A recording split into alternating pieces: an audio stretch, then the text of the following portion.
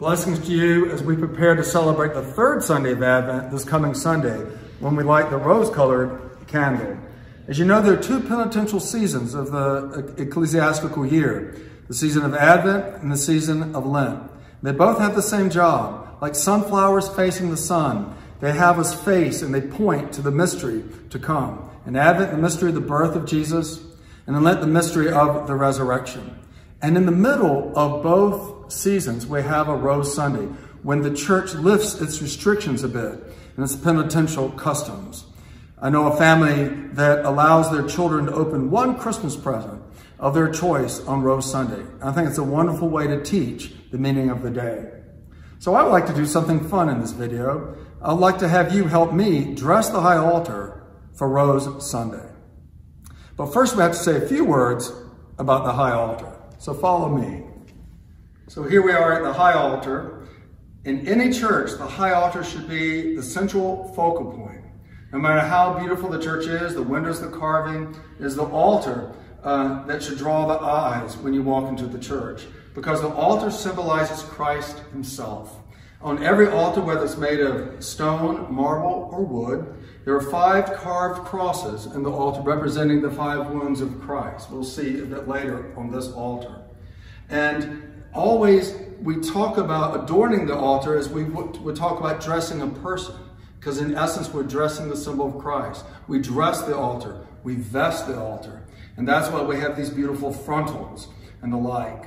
In centuries past, wealthy women would often give their expensive silk cloths to the church or their clothing to adorn the altar. So whether a church was a wealthy church or poor church, the very best of what they had would dress the altar. Because upon the altar of God, symbolizing Christ, is the miracle of the Eucharist each and every Sunday or each and every day.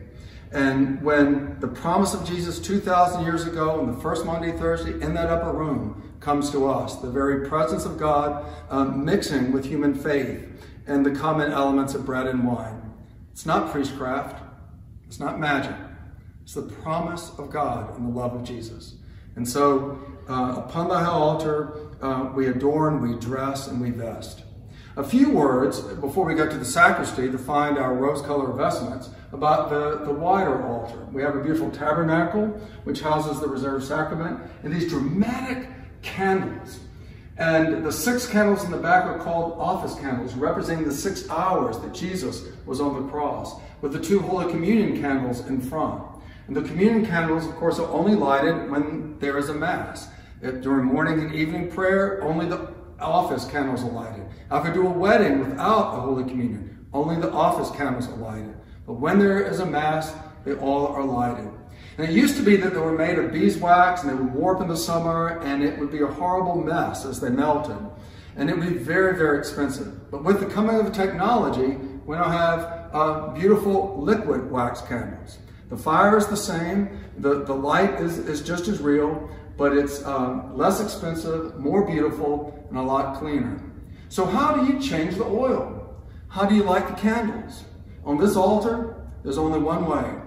You take your shoes off with great respect, and there's only one way to do it. You pop up on the altar, and you check the oil. And there's the cartridge, and we have enough for one more Sunday, I see.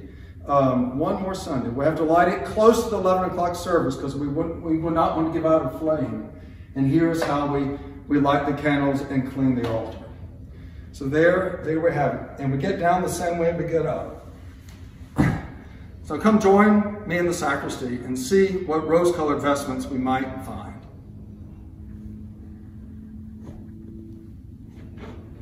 Welcome to the Transfiguration sacristy.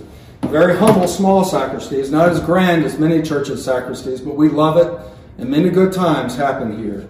So this is where we keep our vestments, and we have here some of our rose-colored vestments to be worn on Sunday. And in this cabinet are vestments for every color of the year. We have green, white, gold, black, purple, and in the bottom we have our rose-colored vestments. And these were given just a couple years ago by our beloved Associate Rector, Father Patrick Chang and Michael Boothroyd. Father Patrick was an Associate Rector here and a beloved person and left such a legacy here. And before he left, he knew that we did not have a full set of rose vestments. And he said, any Anglo-Catholic parish should have a full set. And so he had this made just for our altar. And you're not to get in trouble here, Luke, but he'll help me vest the altar. So let's take the frontal and we will go dress the high altar. So here we are at the high altar. I've taken off the purple frontal, and for a moment you can see the altar undressed and how beautiful it is. This marble with the beautiful mosaics. And you can see here the carved 5 crosses of Christ. And in the middle is a place even for relics. And in the back are various hooks. This is what will hook the frontal to the altar. And here's the frontal. Where are the hooks? Yeah, this is a fairly light one, so it's sometimes it takes 2 people for very heavy frontals, and we just all we have to do is hook the hooks attach the hooks to the altar, and it hangs beautifully, I believe. How's that? And the good news is I think we folded it correctly. Sometimes we have to steam it to get the wrinkles out, but I think this time it's going to look just fine at first glance. The last thing we do, now that the frontal's on, we replace the fair linen.